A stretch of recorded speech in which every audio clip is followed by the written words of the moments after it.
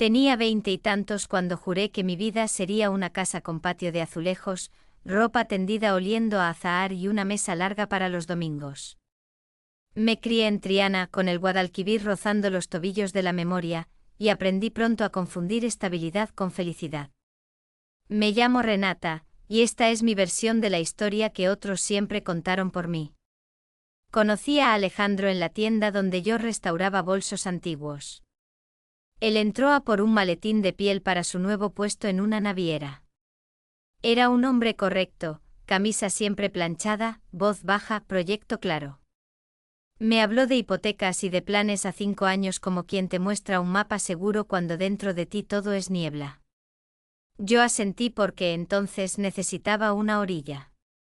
Acepté su propuesta de noviazgo como se acepta una taza de té en invierno, tibia, sin sorpresas. El día de la pedida fue en casa de mis padres, tortilla de patatas, jamón en un plato hondo, una jarra de tinto de verano. Yo llevaba un vestido marfil de lino con botones nacarados y alpargatas de cuña, un pañuelo rojo anudado en la muñeca por puro capricho. A mi madre le brillaban los ojos, a mi padre se le ensanchó el orgullo. Nadie preguntó si yo estaba enamorada, bastaba con que estuviera preparada. Yo respondí con la sonrisa que aprendí frente al espejo, una que tranquiliza a los demás. La boda llegó con campanas de San Jacinto y arroz en el pelo. Me peinaron un moño bajo con peinetas de nácar y me pusieron unos pendientes cortos que tintineaban al andar. Alejandro, impecable en azul noche, me besó con cuidado como quien firma un documento importante. La noche de bodas, digamos que yo hice lo que creí que debía hacerse: cerrar los ojos, respirar hondo, imaginarme una playa desierta para no escuchar tanto mi propio silencio. Él no entendió por qué yo temblaba sin frío. Yo tampoco. Al principio pensé que era cosa del tiempo. Que el cuerpo tiene relojes que tardan en ponerse en hora. Compré perfumes, azahar, vainilla ligera, madera de cedro, y badis discretos que parecían lencería de bailaora, pero con más tela que misterio. Alejandro me miraba con cariño, sí, aunque más como si yo fuera una promesa de paz que una mujer de fuego. Yo quería quererlo, entrenaba mi afecto como quien repite pasos de sevillanas, 1, 2, 3, 4, y vuelta. Pero el compás no me agarraba. La casa nueva fue un ático modesto cerca del puente de Isabel II. Planté jazmines en la terraza y colgué unas luces cálidas que se encendían al anochecer. Decoré el salón con alfombras de yute, marcos dorados y una radio antigua que rescaté del taller. Durante un tiempo la ilusión de construir hogar nos sostuvo. Llegaban amigos, abríamos aceitunas y contábamos planes. Yo aprendí a cocinar salmorejo y carrillada, él aplaudía cada receta como si fuera milagro. En la cocina dejé un delantal negro con ribetes rojos y, a veces, me lo ajustaba demasiado, probando por curiosidad ese juego sugerente, mitad teatro, mitad risa. Lo de censurar lo entendí pronto, había una frontera invisible que me impedía traspasar del todo. Entonces apareció Lucía. La conocí en el mercado de Triana, peleándose con un ramo indócil de peonías. Llevaba botines de cuero, vaqueros remangados y una camisa blanca anudada que dejaba ver un lunar discreto junto a la clavícula. Se reía fácil y hablaba deprisa.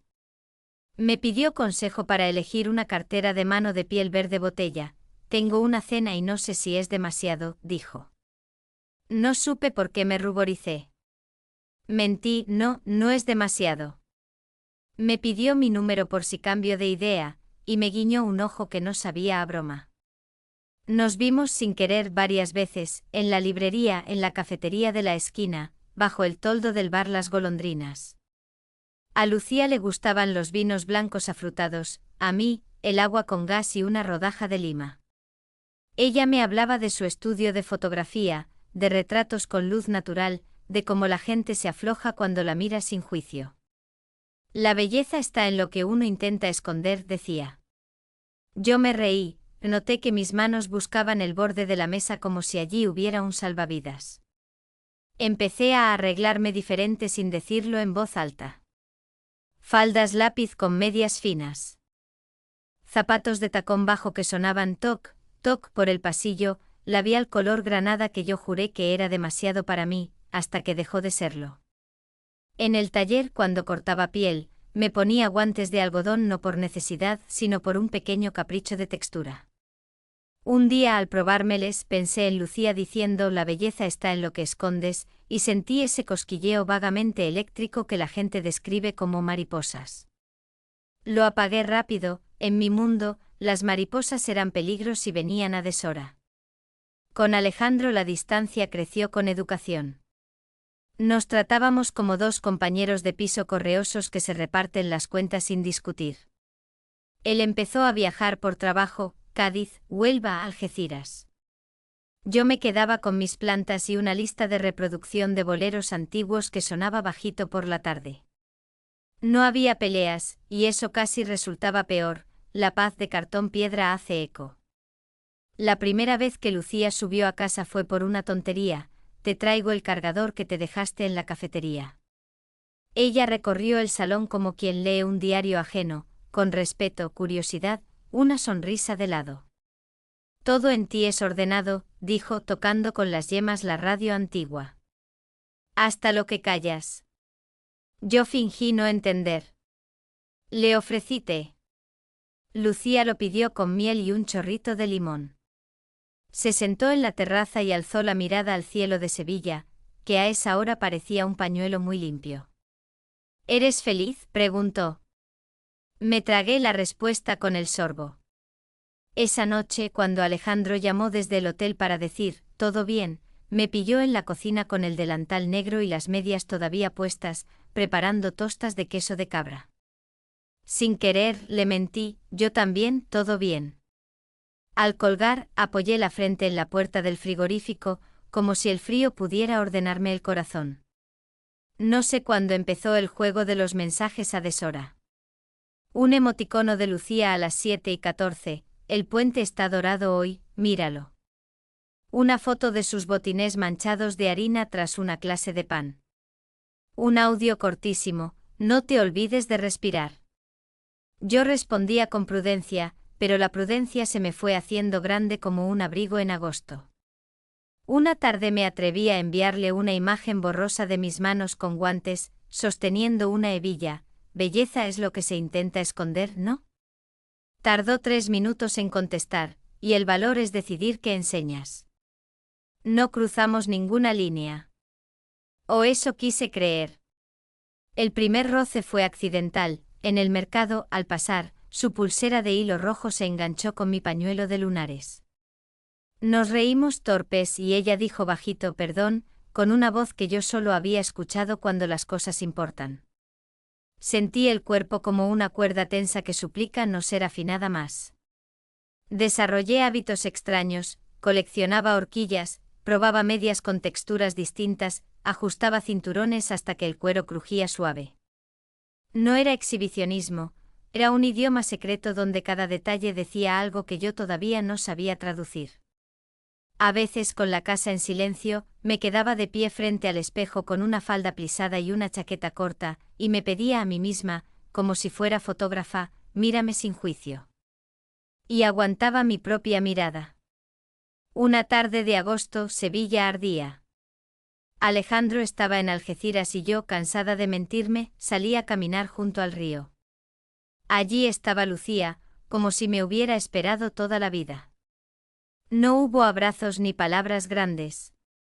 Solo nos sentamos en el muro con los pies colgando, y ella me ofreció su botella de agua. La compartimos. Los mapas seguros también se equivocan, dijo mirando al agua. Asentí.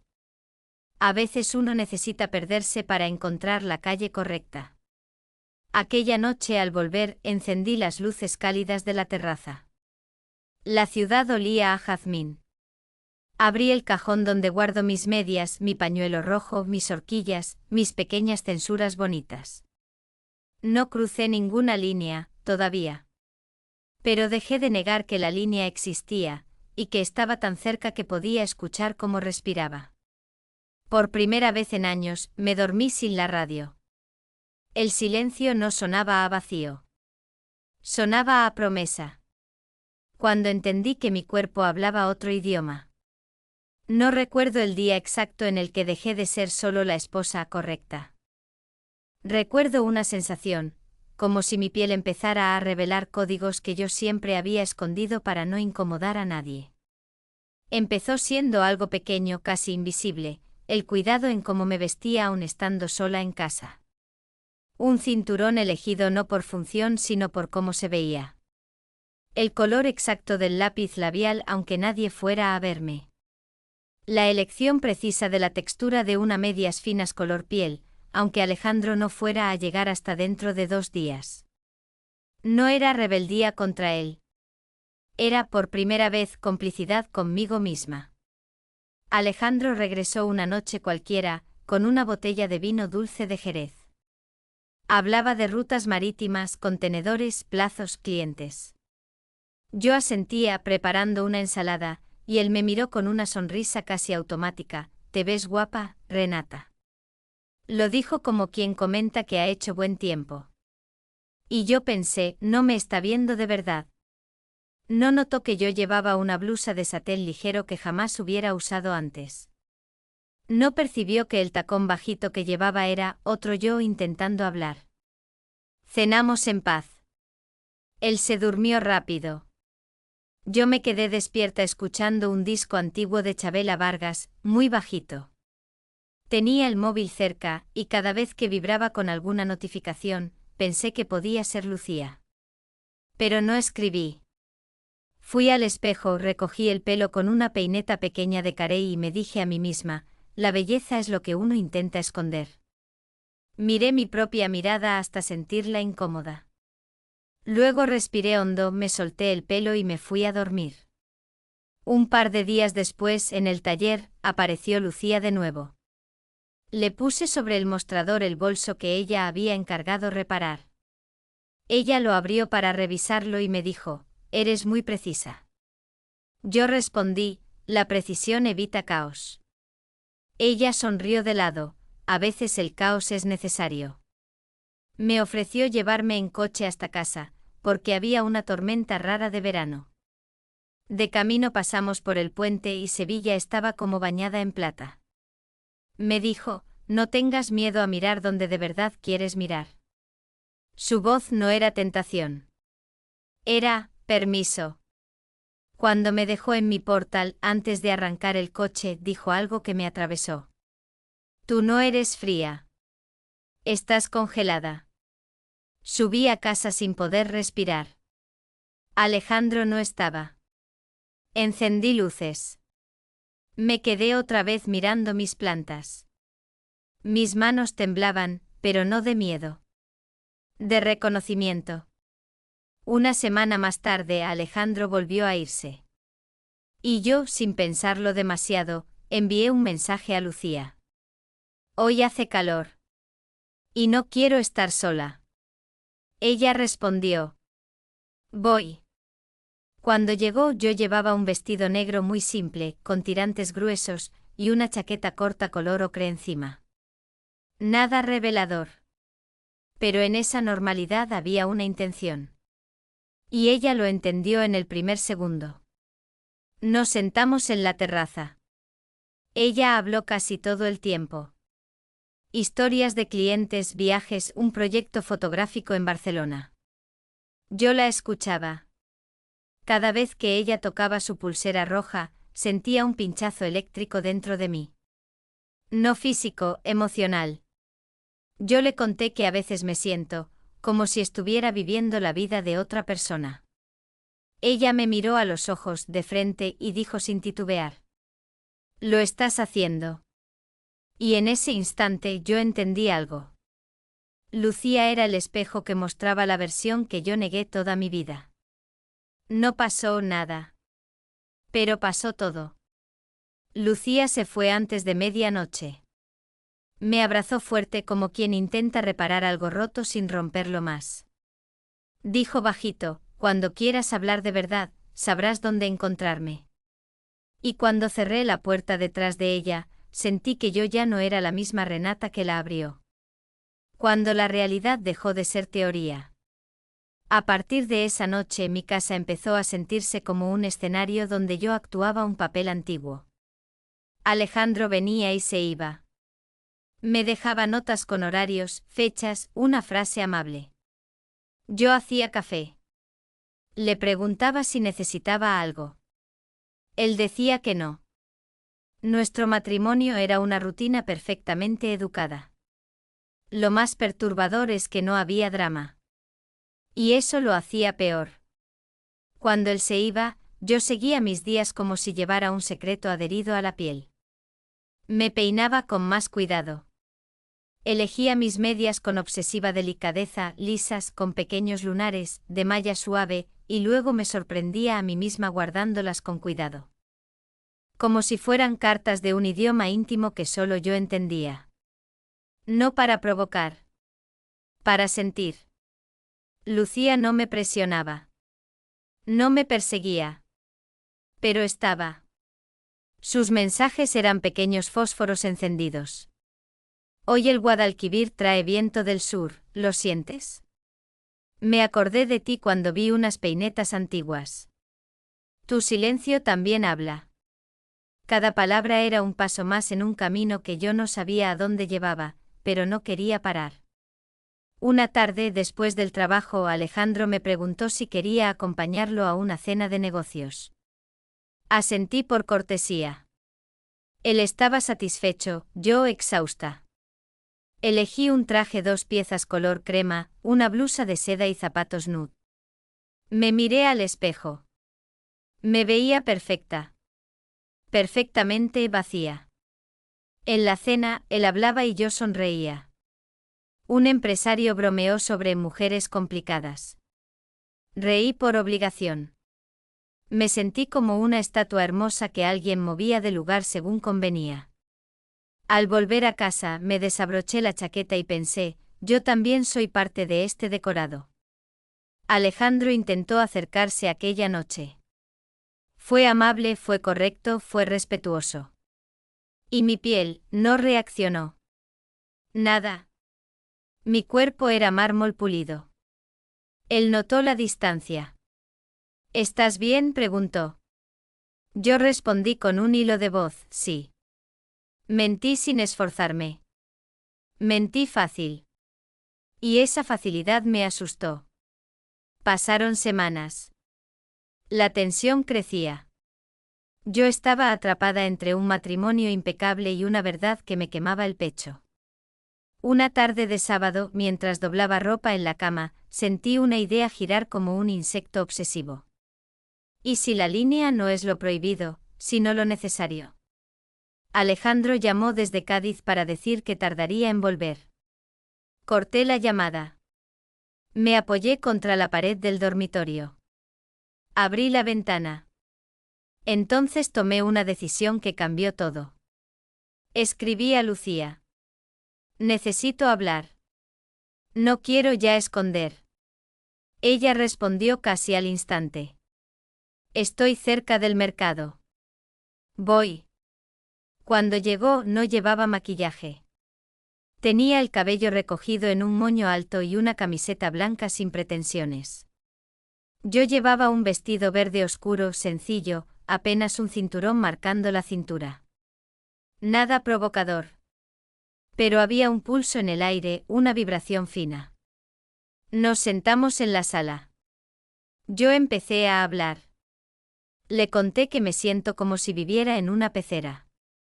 Que mi cuerpo ya no responde al tacto predecible, sino a detalles sutiles, texturas, miradas, gestos que no se aprenden, se reconocen. Ella escuchaba sin interrumpir. Cuando terminé, me dijo: Tú piensas que estás rompiendo algo. Pero lo que estás rompiendo, no es tu matrimonio. Es tu mentira interna. Eso me atravesó como un cuchillo limpio. Lucía tomó mis manos, solo eso, y sus dedos tocaron mis pulseras de forma casi reverente. No hubo nada explícito. Pero mi corazón golpeó el pecho con fuerza. Yo hubiera querido decir, no puedo, pero lo que dije fue: me da miedo lo que siento. Ella sonrió tristísima, casi maternal. El miedo solo aparece cuando algo es verdad. Nos quedamos así un largo rato. No hubo beso. No hubo contacto más allá de esas manos. Pero la intensidad fue como una tormenta contenida. Lucía se levantó despacio. Antes de irse dijo: tarde o temprano, la verdad siempre se cobra su lugar. Y se fue. Esa noche no dormí. Yo sabía que algo estaba a punto de romperse. No sabía qué. Ni cómo. Pero lo sabía. Y lo que yo no sabía todavía, es que la verdad iba a revelarse de una forma que yo jamás hubiera imaginado. Cuando la verdad ya estaba dentro de las paredes. Todo ocurrió la semana en la que Alejandro decidió instalar cámaras de seguridad en casa. Lo planteó como algo práctico. Para proteger la terraza, las plantas, las cosas. Yo acepté sin pensar. Era una casa tranquila. ¿Qué peligro podía haber? Las cámaras se conectaron a su móvil y también al mío. La primera noche después de la instalación, él se fue a Huelva. Yo me quedé con mis luces cálidas y el silencio habitual. Preparé una infusión de manzanilla. Caminé por la casa como quien está en un museo donde todo parece más grande de lo normal. Me sentí observada. No por las cámaras. Por mi propia conciencia. Pasaron 2 días. Yo trabajaba. Yo dormía. Yo pensaba demasiado. Lucía me escribió: estoy cerca. ¿Puedo subir a tomar un té? No supe decir que no. Cuando llegó, yo llevaba una blusa de algodón blanco y pantalones de lino color arena. Nada exagerado. Pero llevaba un brazalete dorado en el brazo derecho. Un detalle que no me atreví a usar durante años. Ella lo notó. Estás distinta, dijo sin preguntar nada más. Tomamos té de jazmín en la terraza. Hablamos del calor de un libro que ella estaba leyendo, de lo difícil que es tomar decisiones cuando la vida de uno parece propiedad de otros. En un momento ella se levantó para ver mis plantas. Yo me quedé mirándola. Su camisa color verde botella, su trenza larga, la manera suave en la que tocaba una maceta para ver si la tierra estaba seca. Fue entonces cuando por primera vez entendí que el deseo no es siempre un acto físico. Puede ser un acto de lectura, leer al otro, leer su gesto, leer su respiración. Lucía volvió a sentarse. Tomó mi muñeca para ver el brazalete. Y dijo muy lento, casi susurrando: esto te pertenece. Esa otra versión también te pertenece. No me besó. Ni me abrazó. Solo sostuvo mi muñeca unos segundos. Y yo permití que ese contacto existiera. No lo rechacé. Esa noche Alejandro revisó cámaras por curiosidad. Yo no lo sabía. Estaba dormida cuando él desde el hotel vio los vídeos de la tarde. Yo no hice nada prohibido. Lucía y yo hablamos. Nos sentamos en la terraza. Pero Alejandro lo interpretó a su manera. Cuando me llamó, su voz tembló. ¿Quién era esa mujer? Yo me sobresalté, todavía medio dormida. No supe qué decir. ¿Qué mujer? Intenté ganar tiempo. La que estaba contigo esta tarde, su tono era entre contención y pánico. Yo tragué saliva. Una amiga. Silencio. Largo. Pesado. ¿Por qué no me hablaste de ella? Dijo finalmente. Yo hubiera preferido que gritara. Que explotara. Que dijera algo violento. Pero no. Alejandro tenía esa calma que perfora. Mañana vuelvo a Sevilla, añadió, y hablaremos. Colgó. Y yo me quedé de pie en el salón, sin poder moverme. Se me helaron las manos. Entendí algo en ese instante. La verdad ya salió del escondite. Y ya no había camino de regreso. Esa madrugada no dormí. Caminé por la casa de un lado a otro. Me puse un kimono ligero color marfil, me até el pelo con una cinta negra. Me senté en la terraza. Sevilla estaba muda, solo el sonido lejano de una moto perdida en la madrugada. Quise llorar, pero no tuve lágrimas. Sentí una sensación rara. No era culpa. No era vergüenza. Era un miedo viscoso, a perder la máscara. Porque con Lucía o sin Lucía, la verdad era esta. Alejandro nunca tuvo mi cuerpo. Nunca tuvo mi deseo. Quizás tuvo mi buena voluntad. Pero eso no se parece al amor. Cuando salió el sol, yo aún estaba ahí con la taza vacía de té frente a mí, las luces apagadas y el kimono marfil pegado a la piel caliente. Y mientras la ciudad despertaba comprendí que mi vida, tal como la había construido, estaba a punto de romperse. No porque yo quisiera, sino porque la verdad, cuando se mira directo, ya no se deja meter otra vez en la sombra.